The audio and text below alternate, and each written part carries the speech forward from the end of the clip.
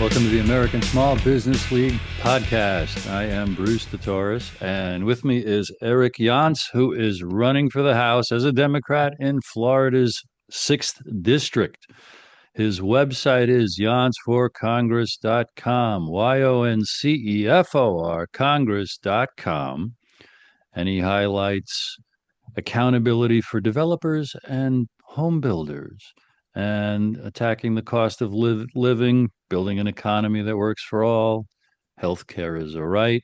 Also, protecting Social Security and Medicare, improving education, tackling the cost of living, and strengthening our local economy, and more. Thank you very much for joining me today, Eric. How are you? Great. Thank you for having me. Please tell us a little bit about you, why you are running, and the great things that you will do for your district once you get to the House. Well, first thing is I grew up here in Florida. I've spent my entire career in retail, so nowhere near being a career politician whatsoever. 20 plus years of running big box retail across the state. And that really gave me a deep connection within the community, especially the different communities that I would bounce around to. You make contact with a great cross section of everybody, whether it's your employees or the customers you're serving. And it really gives you kind of like a grounded approach to what we see every day and how policy impacts people in real time.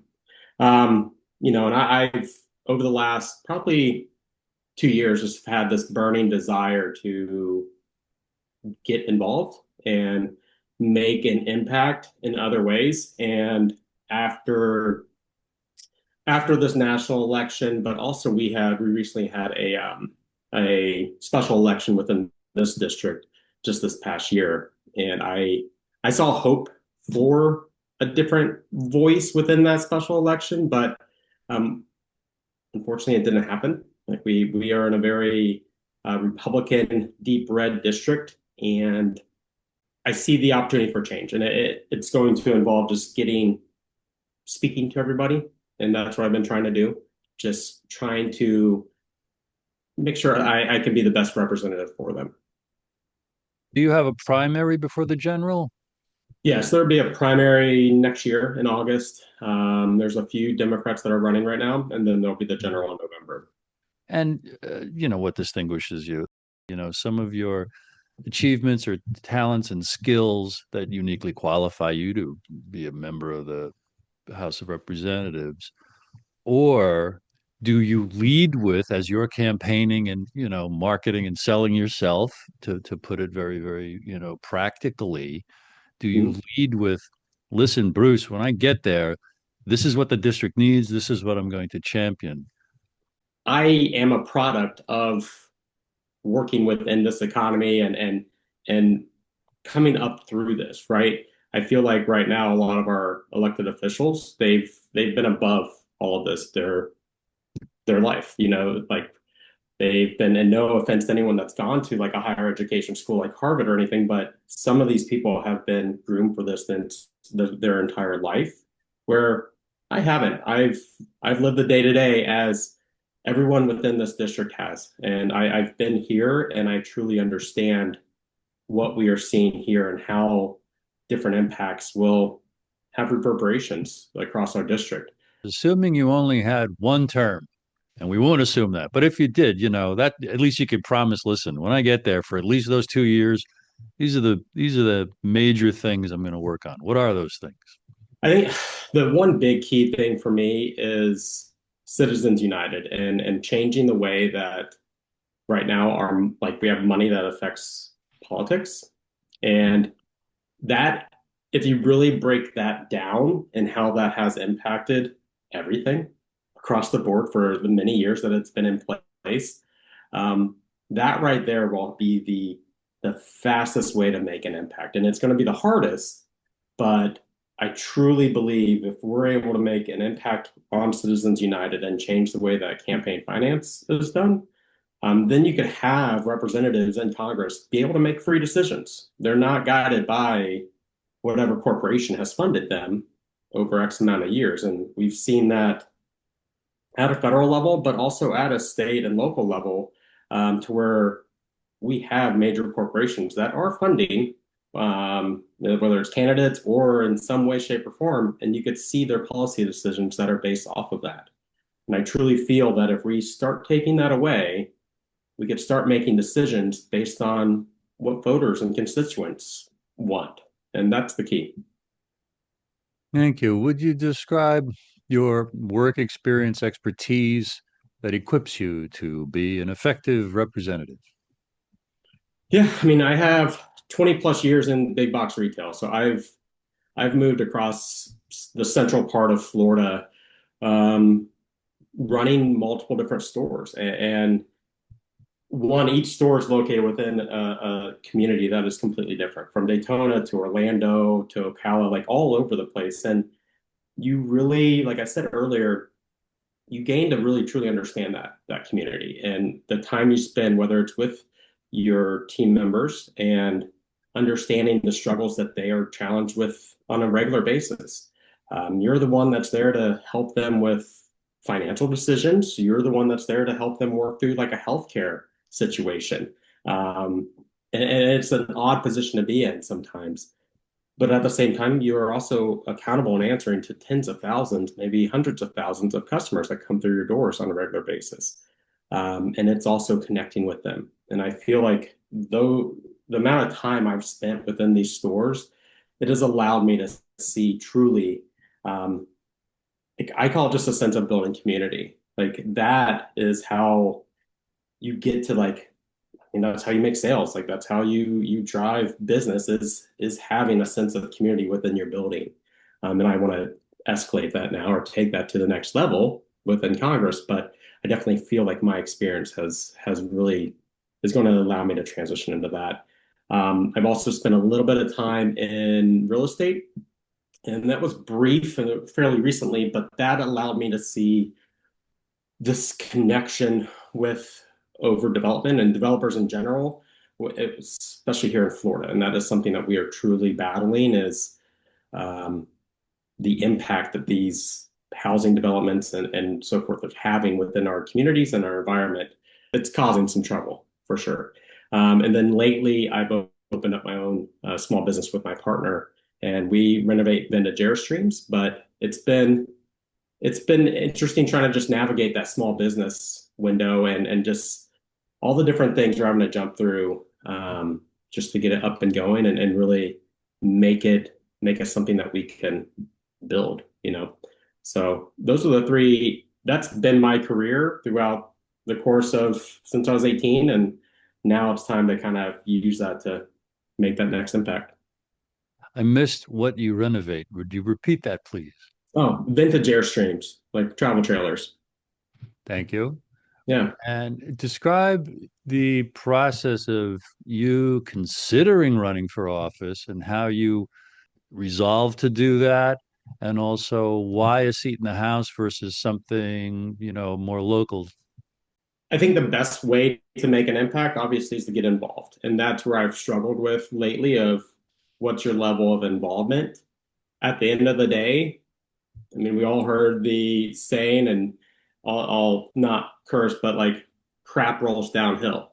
So same thing with government, everything rolls down from the top. And the easiest way, and ideally like a normal person like myself can get involved in federal government is through the House of Representatives and to be a representative of the community that I've lived in my entire life.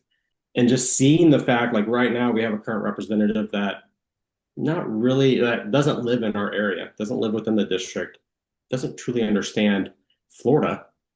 But he is the one that's representing our area.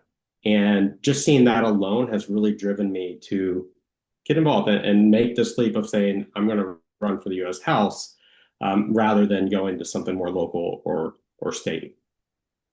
Would you describe a little bit more in depth that particular problem of the developers that you mentioned? Florida is always a destination, and we will always have people that want to come here.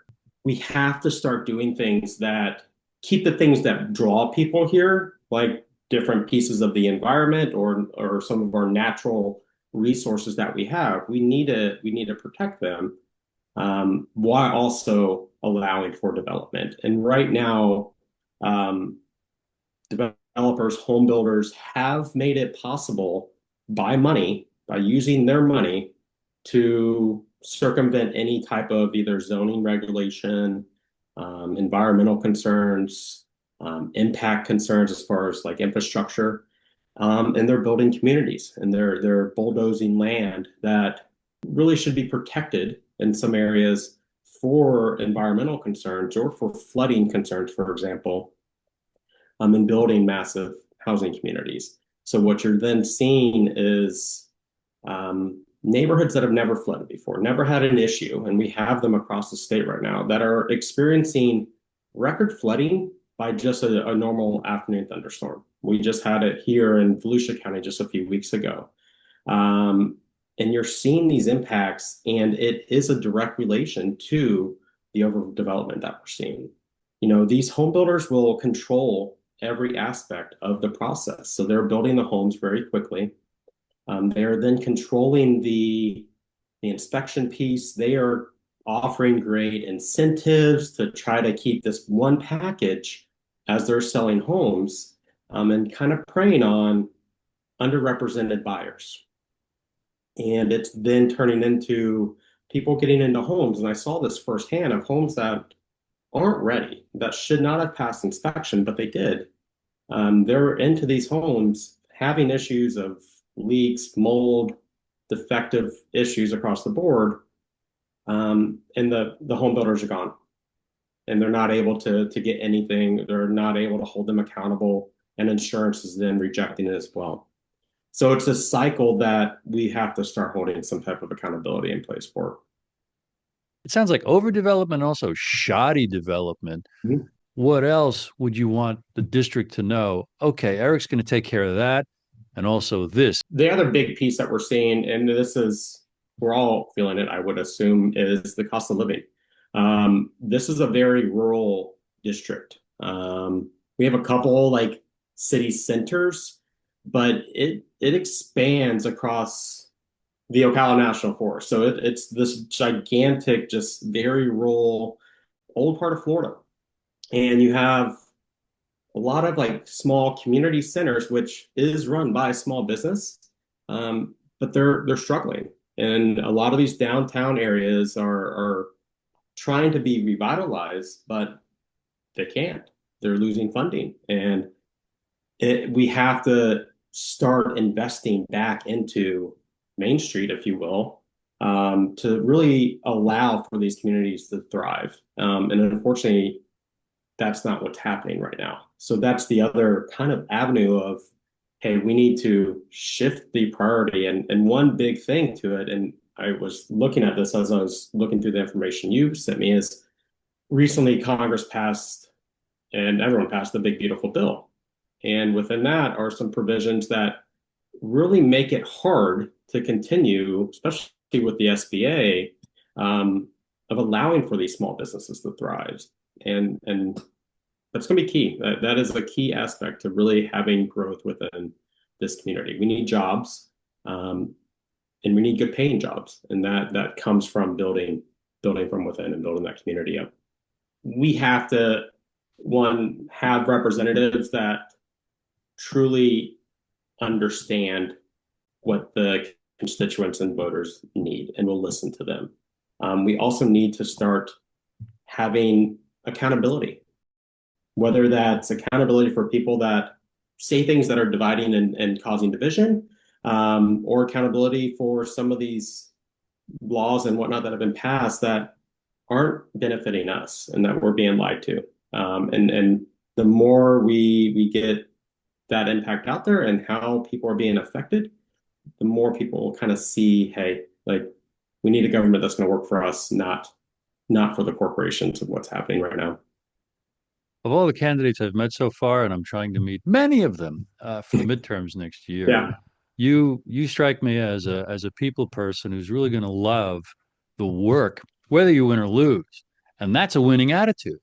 You know, because you're very open and honest and straightforward and accessible, and you got to be a people lover, because as a not connected, son of a rich family who's been groomed for something like this your whole life.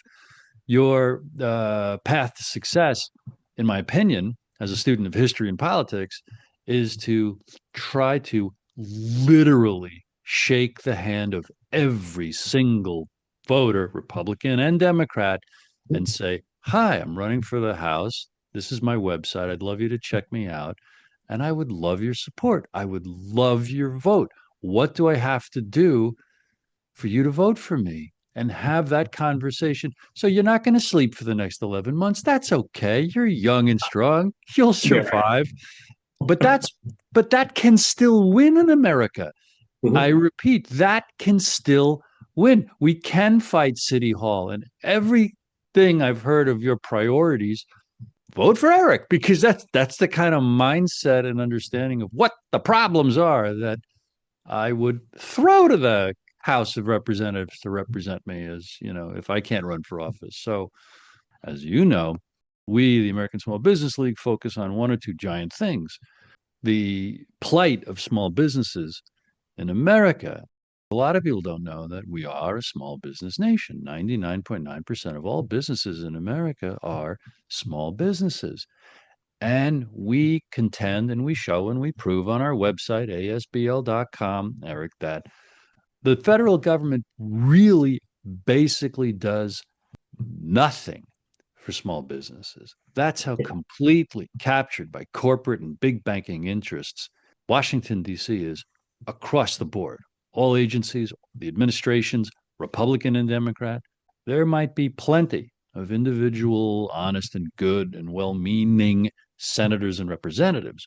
But as a whole, for decades, some people say since Kennedy was killed in 1963, the government has marched in lockstep for basically the military industrial complex. That's the context of the brief things I'm about to explain and remind you of, because I wrote you, and then I want your thoughts on them.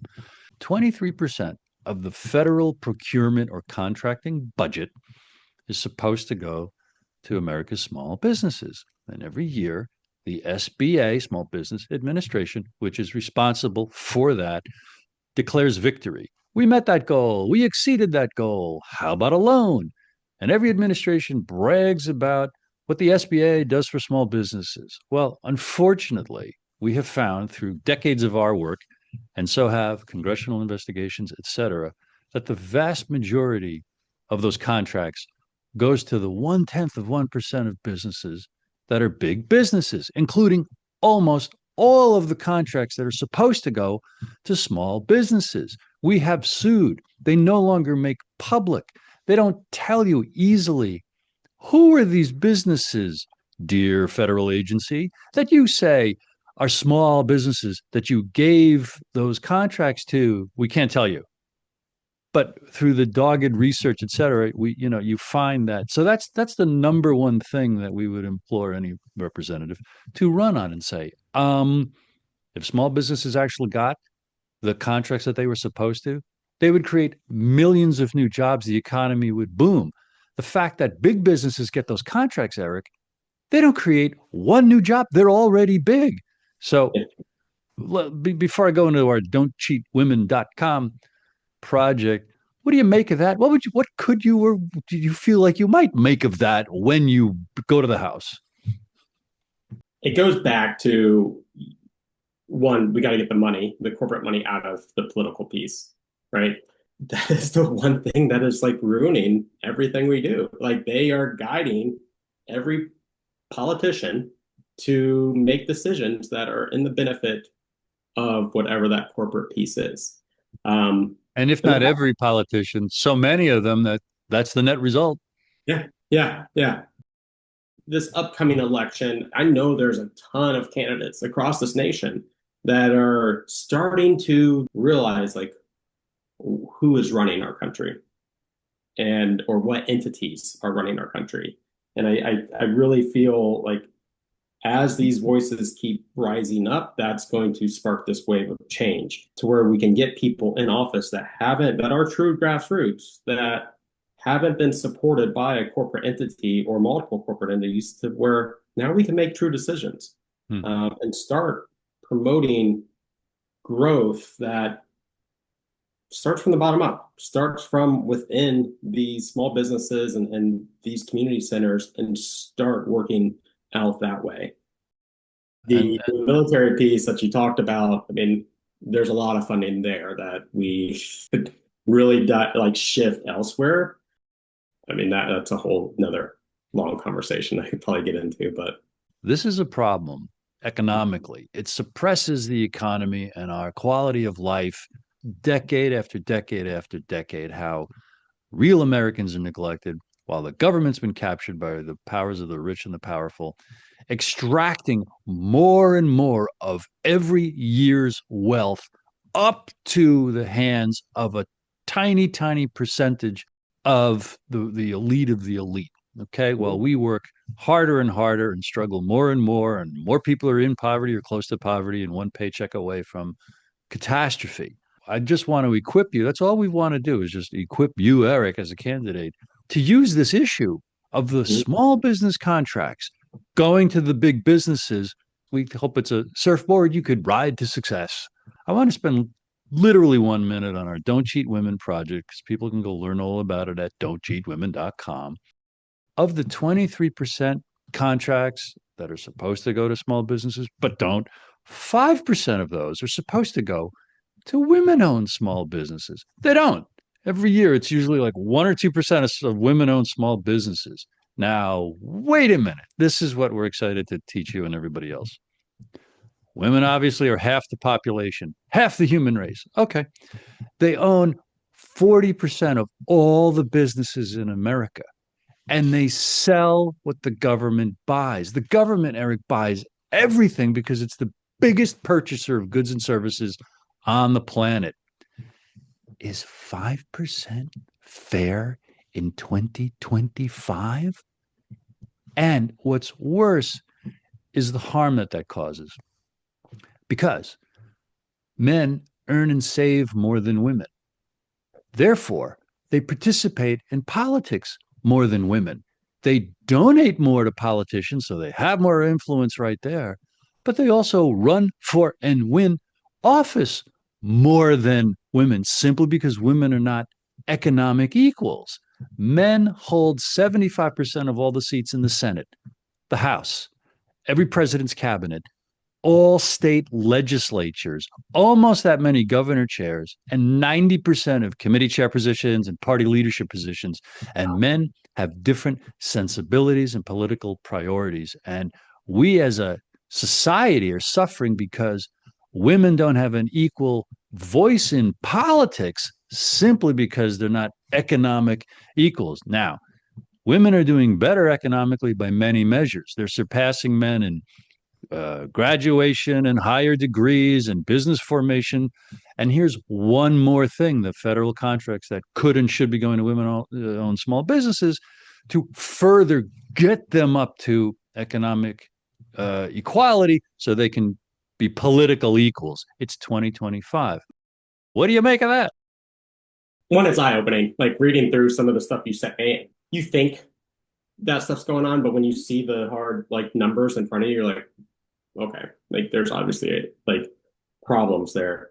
And I will say, out of the course of my career, I mean, the best leadership that I've experienced has come from women. Like women leaders have been one of the greatest influence in my adult career and just my life. And we have to figure out ways to continue to grow that and to get their voices out there. And yes, by expanding from 5% to 15%, doesn't seem like a lot on paper, but that would do a huge amount of service to try to start getting like a baseline up there. You know, it's not where anywhere near where it would need to be, but at least that's starting to get some things up there. Yeah, with cascading beneficial events, effects. And I'm gratified for your time because I wanted to give you a platform, create a video that you could, share forever going forward, to help you in your campaign, but also put in your quiver these arrows so that you can use them where they're helpful, depending on who you're talking to so that you can galvanize a majority of support on election day and road test these issues to see like, wow, that's as good as the housing or the development problem, and that's as good as the cost of living. You tell me, keep me posted. Well, Yeah. and I was just going to ask you as well. Like I read something where we have now made reductions with the SBA. So we reduced workforce, reduced funding, but we also added in now more work for them because they're controlling now student loan debt. Back in the spring, the Trump administration declared that the SBA is going to have its budget cut in half, which is going to shrink its staff in half. It's the only agency whose exclusive mission is to protect the interests of 99.9% of all the businesses in America. Plus, news stories came out. Oh, the SBA has problems. It mismanaged $600 million in loans. So, budget's cut, its staff is cut, and there's a plan. I check once a week or something like that. I don't think it's happened yet. To shift the burden of responsibility for $1.7 trillion in student loans from the Department of Education, which is being shrunk, to the SBA. Wait a minute. Now it's got half the staff, half the budget. You tell us it can't manage $600 million in loans, but you're going to give it almost $2 trillion to manage. We think it's part of a plan to cripple the SBA and say, you know what? Let's push this is my speculation, our speculation.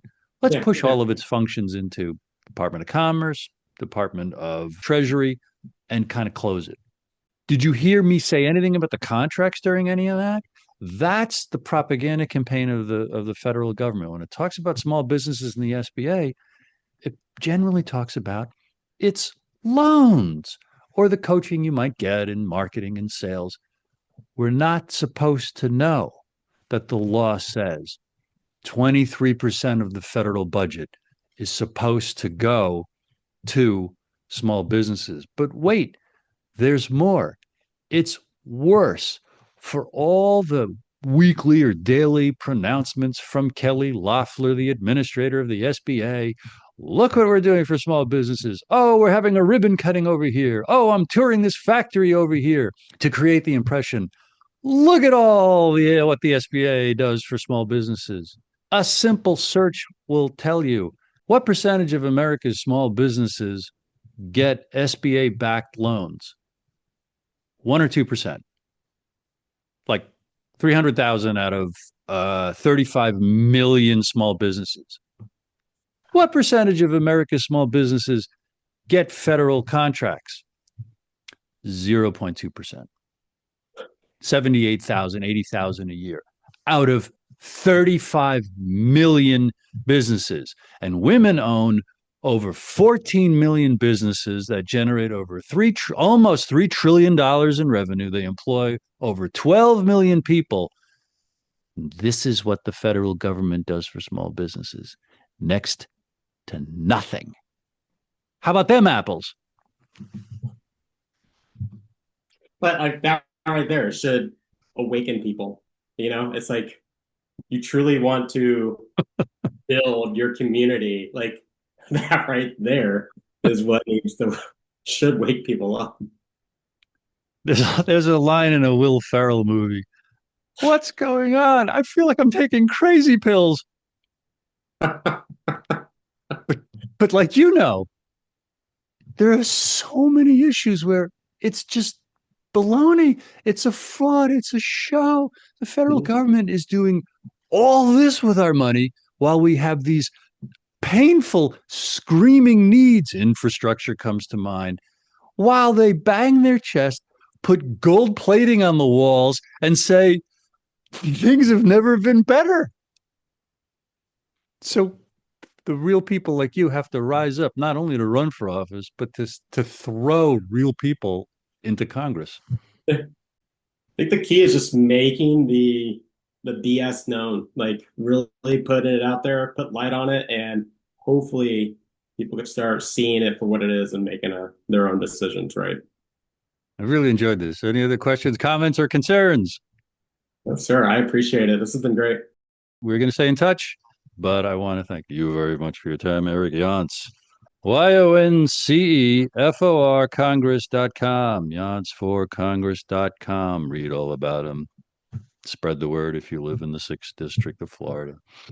And to be continued, we're going to talk in 1 minute, but I want to thank you very much for being here today and also thank everybody for watching and listening.